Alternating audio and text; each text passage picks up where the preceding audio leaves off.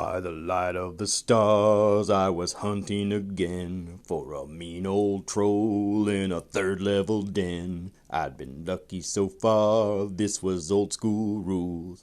I should have been cautious, should have used my tools. The path was leafy and the way was dim. The DM cracked a smile, but I ignored him. And then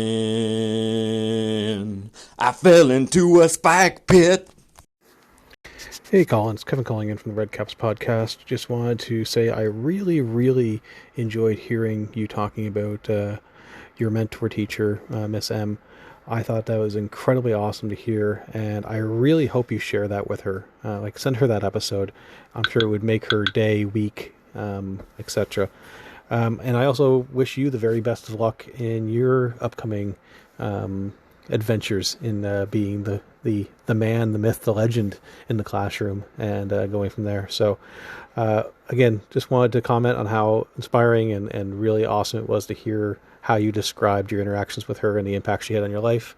And here's hoping that you have similar impacts on the kids that you'll be teaching. Take care. Well, that's comforting to know there will be at least one person that enjoys this episode, as I've got more tales regarding Mrs. M coming up. And if you enjoyed that silky smooth and nicely polished professional presentation, then you need to get yourself over to the Red Caps podcast and have a listen to Kevin. He's always worth a listen, and he's been away from the mic for a little while, and good to hear him back making a few call-ins and recording his own shows again. So yeah, thanks so much, Kevin, for the amazingly kind words. Question 12. Why did you start RPGing? I suppose, simply, I started RPGs because Mrs. M suggested it. Simple as that. And I think she suggested it because she thought I might enjoy it, and sure enough, I did. And I don't really think there's much more to it than that. I spoke about how I loved games of the imagination always as far back as I can remember, and I can only imagine that as a teacher she had insight into kids and recognised this new kind of medium of the role-playing game. She'd gotten into it herself. She played with her sister and I believe her brother. They had a family group, but they were adults, but quite young. She came from a large family, and she had younger siblings, and I believe one of them was a librarian and probably introduced her to the game, and being the bigger sister, I think she was kind of running the game. So yeah, so she recognised that I might like it and then suggested it. Another thing, thinking about this, it's scary how much of an influence she had on me in terms of introducing me to new ideas. Robin Sherwood came along later on, and I was in the junior school at this point, but was still friends with her son, and we were still playing D&D. And she kind of introduced me to folk music through Clannad. They did the soundtrack for Robin Sherwood, and she was able to kind of reproduce some of them tunes on a guitar, and she understood the percussion, and she picked up music really fast. I mean, music was her specialism. She was really actually a music teacher, and she had loads of instruments in her house, and she would kind of do bits of the Robin Sherwood soundtrack. And I mean, as a kid, this amazed me. I mean, it still amazes me to this day how some people are so talented with music and how quickly they pick things up and can catch on. But yeah, I'd kind of almost forgotten that, and then pondering this RPG a day, it made me remember it a little bit, like perhaps these callers we've got now once you start thinking, you can come up with some pretty deep cuts. Hey Colin, I just wanted to thank you for that last episode. Wonderful list of settings there, lots of childhood memories, particularly Wind in the Willows. That was something I was obsessed with for a brief while as a kid. I always thought of myself as a bit of a ratty. Absolutely loved that setting, that world. Where does Mr. Ben live? Firstly, I thought, it's Acacia Avenue, isn't it? Turns out that's not true. That's some kind of a cliche placeholder name that I wasn't aware of for any kind of suburban setting. What was the answer? Oh, yeah, Festive Road, 52 Festive Road to be exact, which is in Putney. News to me. Thanks, Google. Thank you for the call, Spencer. Great to hear from you as always. And thinking a little bit more about Wind in the Willows, one of the great things about it was growing up, we were blessed basically with a company called Cosgrove Hall Films, and they did stop animation and regular animation. They put out an absolutely beautiful version of Wind in the Willows as a feature length, and then it also followed up with a series that was shown back in the 80s. The company was eventually wound down in 2009, having been bought out by ITV, but it started with a couple of collaborators, Mr. Hall and I think it was Brian Cosgrove and Andy Hall, maybe, not sure on that one, but it's an interesting story. I've been there kind of a couple of art students who studied up in Manchester, maybe, and came up with this really successful company putting out great content. They did the another well-known title would be the original Danger Mouse, which also holds a fond place in my heart, and this is rapidly becoming a nostalgia event. The RPG a day has become a nostalgia-thon. Oh, Colin, that was a real deep-cut combo, that, mate. Jamie and the Magic Torch, Ivo the Engine and Mr. Ben. Oh, hey. I haven't thought about Jamie and the Magic Torch for over 40 years, mate. Wow, that was a real sucked it to me, that one. Really took me back. But yeah, as a bit of a return, forehand smash over the net. Perhaps, have you heard of Mary Mungo and Midge? Can you remember that one? I don't know, that one might be a bit before your time. But, yeah, thanks for that, Colin. Mr. Ben, my one and only attempt at GMing over online was in a game with Barney and his League of Eternal Guardians game. And I started the game in a changing room in the league, and I had the doors on the changing room a green colour as a homage to Mr. Ben. Not the best idea, not the best place to start an adventure, mate. But take care, all the best. Oh, it was 52 Festive Road as well, where Mr. Ben lived. 52 Festive Road, London. Yeah, but I did want to ask you, actually, Colin, you said that you didn't like Paranoia. There's a few things we've got in common, I think, in some ways, but there's also some things quite different in that I liked Paranoia and you hated it. So, I mean, which episode did you say you hated Paranoia? I'd like to go back and perhaps listen to that, say the reasons why. I think there's a trick to a successful Paranoia game, and one of them is perhaps just you've got to keep the game moving. You have to go from scene to scene. You can't. It's just an ongoing joke, and it's like if you go back to a scene, it's like just saying the same joke that you've just heard over again. You've got to keep going. You've got to trash the scene and move on. You've got to keep the momentum up. But yeah, I'd like to have a listen to what you didn't like about it. But anyway, take care. All the best to you.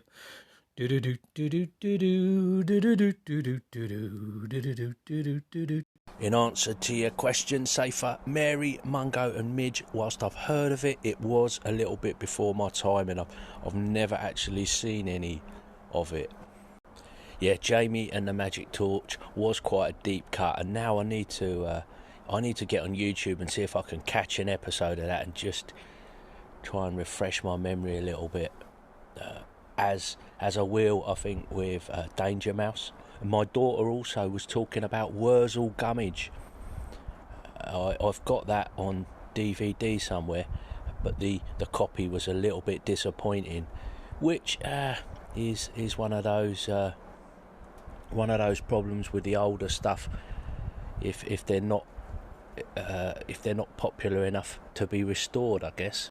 As for Paranoia, mate, I haven't got a clue when I talked about that. I've got a feeling that I might have called into somebody else. I might have called into Spencer. So I can't help with episode numbers. And as far as why I don't like it, I don't think, a lot of the time, I don't think I got the joke. I was probably playing with the wrong people. And it just fell flat. So it wasn't funny. And it just used to wind me up. And I think I found it quite frustrating. You might find it hard to believe, but I was a bit of a sort of serious kid in some ways. I was a little bit old before my time. And as I've got older, I think I've almost got younger. More ridiculous, perhaps. I don't know. I did play it again not so long ago, thinking, oh yeah, that'll be a laugh, and I still didn't find it funny. I was sort of trying to do what we were supposed to do, in terms of what my secret, what do you call it now, Leslie? You have like a secret organisation that you belong to, and then you're trying to do a mission for the computer, and all these things are conflicting. And I think the joke is that obviously none of this is possible, but I would still try and find a way. I just think I was bad at it. I'm just bad at Paranoia. I don't really know why, but I'm glad you enjoy it. And I said it's the one game that I can think of that I'd never play again.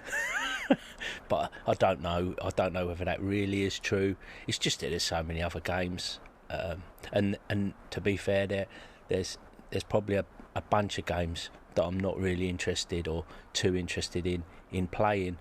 So why I single out Paranoia, it's just I guess that's a little joke that I have with myself. I don't know, mate. Anyway, thanks for the call. Question 13. How would you change the way you started RPGing?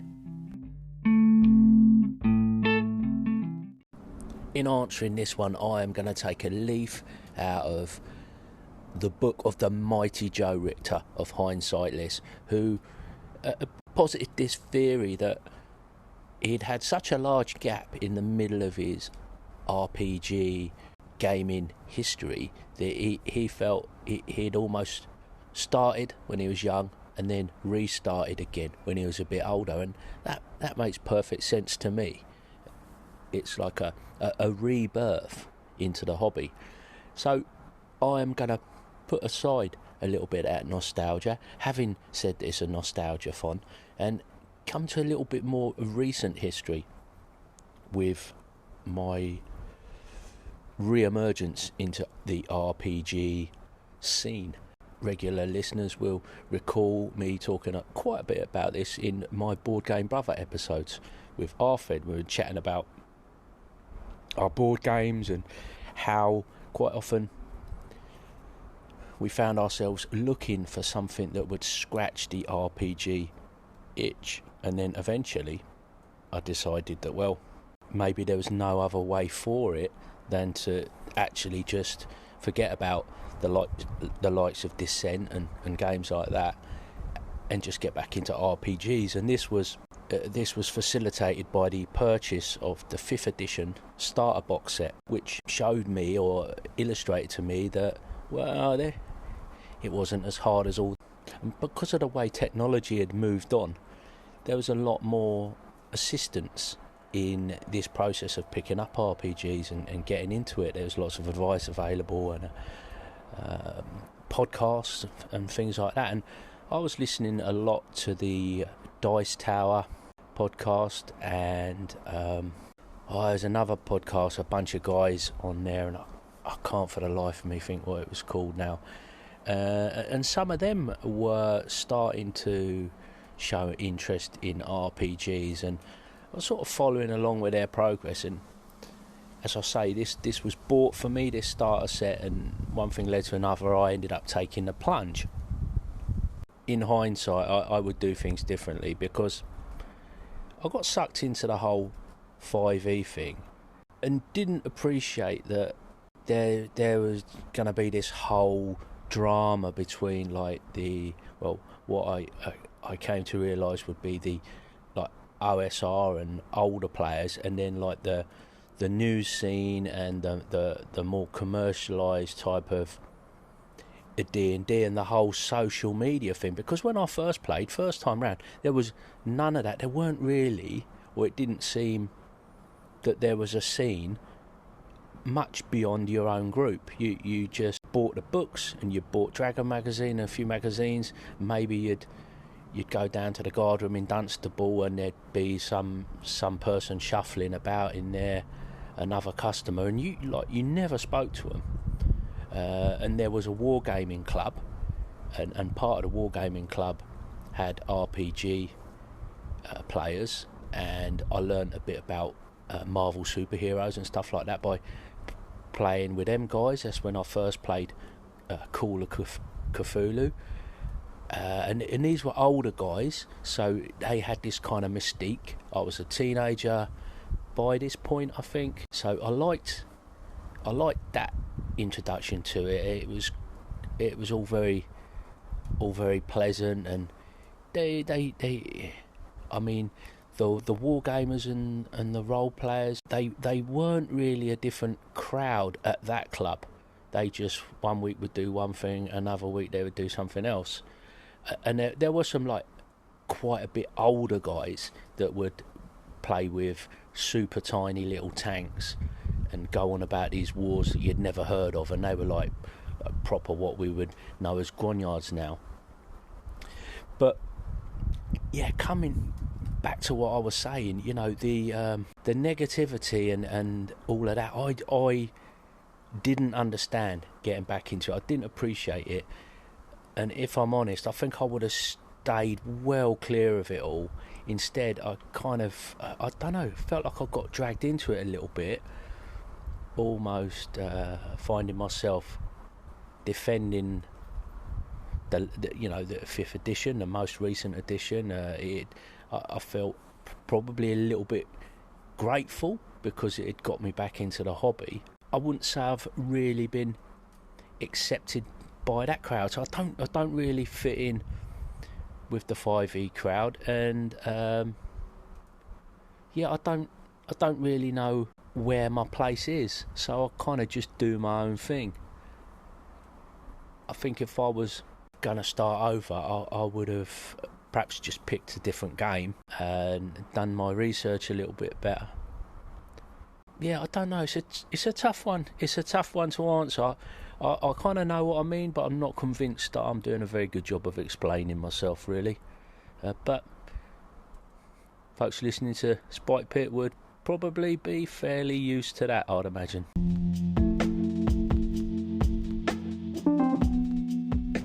And there you go. That is a wrap. A big thanks goes out to the pit crew, the generous folks supporting my endeavours over on Spikepit Patreon, and a big thanks goes out to you, the listener, for taking a bit of time out of your day to listen to old Spikepit.